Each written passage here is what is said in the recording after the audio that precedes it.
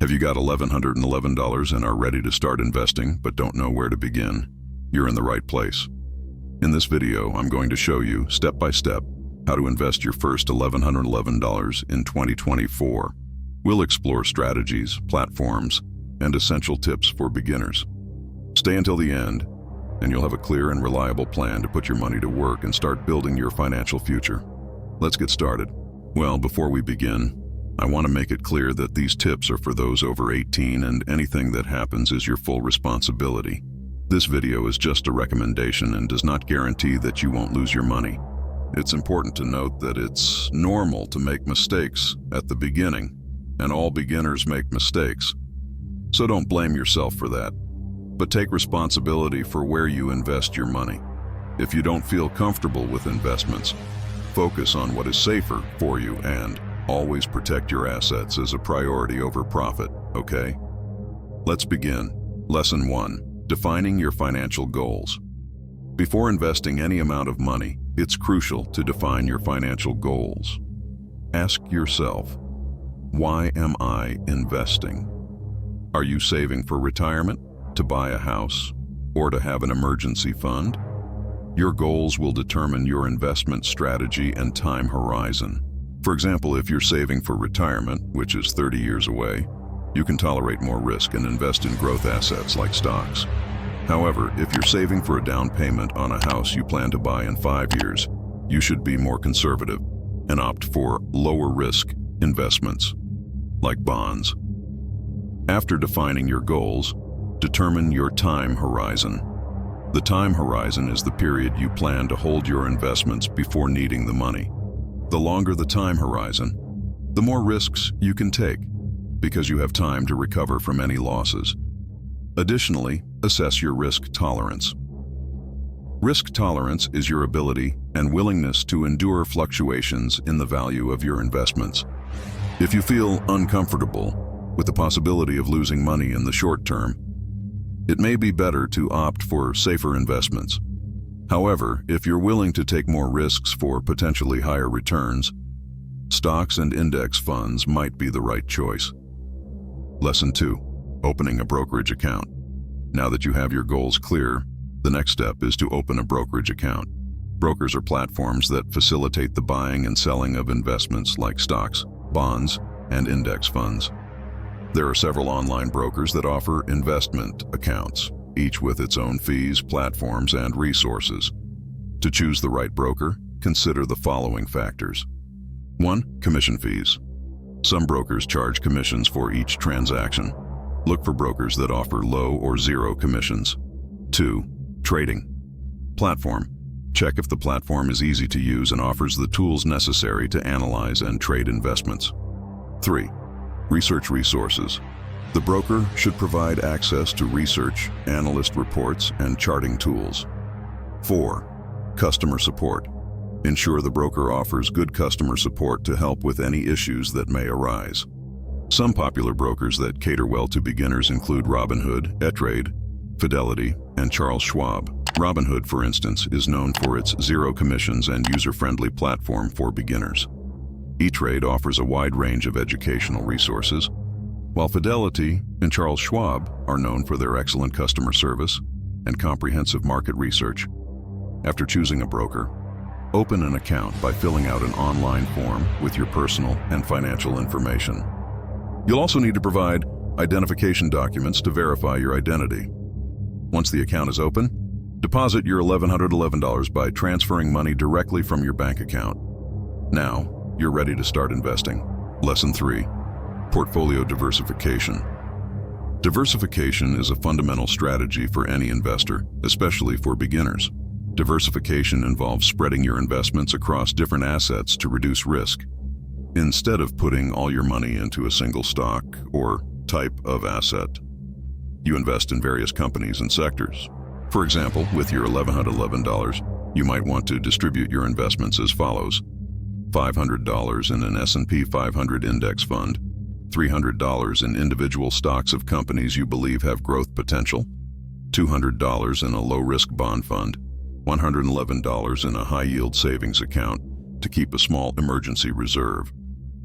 An S&P 500 index fund is an excellent way to start because it offers exposure to 500 of the largest companies in the United States, providing instant diversification.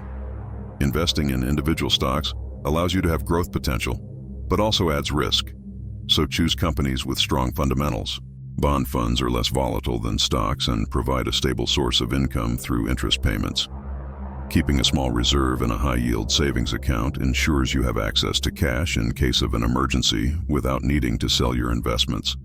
Diversification not only helps protect your portfolio against significant losses, but also increases your chances of achieving stable returns over time. Regularly reassess your portfolio and make adjustments as needed to ensure it remains aligned with your financial goals and risk tolerance. Lesson 4. Investing in index funds. Index funds are an excellent option for beginner investors due to their simplicity and low cost. An index fund is a type of mutual fund or exchange-traded fund, ETF, that aims to replicate the performance of a specific market index, such as the S&P 500. Investing in an index fund offers instant diversification because you're buying a small part of each company in the index.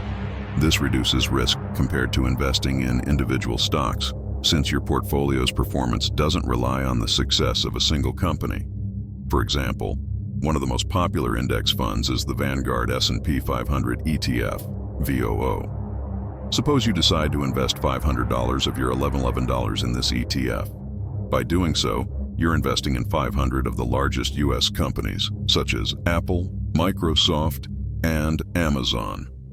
If the overall market grows, your investment will grow as well. Index funds have several advantages. 1. Low cost. They typically have lower management fees compared to actively managed funds, meaning more of your money is being invested. 2. Consistent performance. By following a market index, index funds tend to have consistent performance over time. 3. Simplicity. They're easy to understand and invest in, making them ideal for beginners. Besides the S&P 500, there are index funds that follow other indices, such as the NASDAQ 100, which focuses on technology companies, or the Russell 2000, which includes small-cap companies. Choose funds that align with your goals and diversify your portfolio. Now I ask you, do you think it's hard to make a YouTube video like this one? And what if I told you that in 1 month you could earn between $5,000 and $10,000 per month as extra income by creating simple videos for YouTube like this one? I have a complete and straightforward course that I developed for a single payment of $29.90. The link is in the first pinned comment of the video and in the About section of the channel. Okay? If you're interested, just click the link to know more. But now, back to the content. Lesson 5. Investing in individual stocks. Investing in individual stocks can be an exciting way to increase your potential returns, but it also involves more risk. As a beginner, it's important to do your research and understand the company's fundamentals before investing. Start by choosing a few companies that you know and trust. Look for companies with a solid track record of revenue growth, profit, and a strong competitive position in their industry.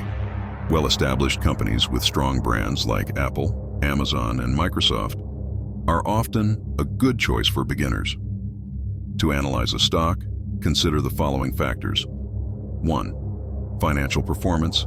Examine the company's financial statements, including revenue, net income, and cash flow. 2. Valuation.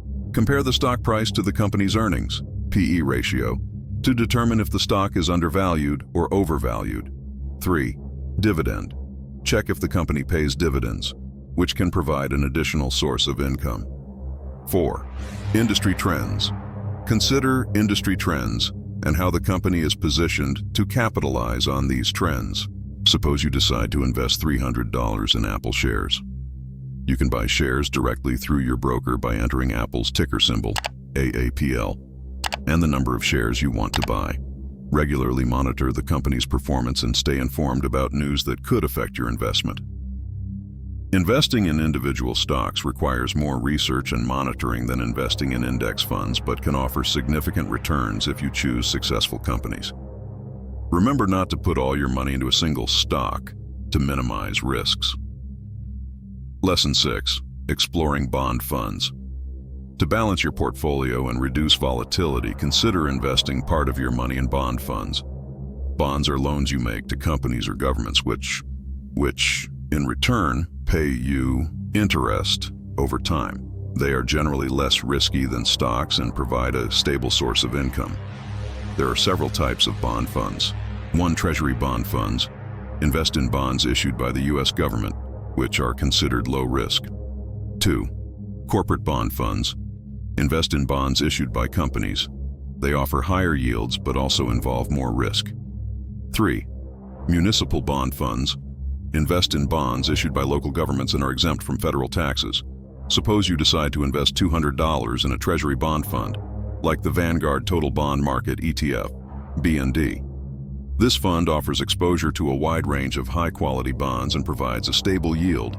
With lower risk, bonds are a great way to diversify your portfolio and reduce volatility, especially if you have a shorter time horizon or lower risk tolerance. They also provide a reliable source of passive income through regular interest payments. Lesson 7. Reinvesting and regular portfolio review. One of the keys to investment success is reinvesting your earnings and regularly reviewing your portfolio. Reinvesting the dividends and interest you earn allows your investment to grow through the power of compound interest. Let's consider a practical example. Suppose you have invested in dividend-paying stocks. Instead of spending the dividends, you reinvest them in more shares. This increases the number of shares you own and, consequently, the dividends you receive in the future. Additionally, it's important to regularly review your portfolio to ensure it still aligns with your financial goals and risk tolerance. Market conditions and your personal financial situation can change over time, requiring adjustments to your investment strategy. Set a routine to review your portfolio at least once a quarter. During this review, consider the following points. 1. Investment performance.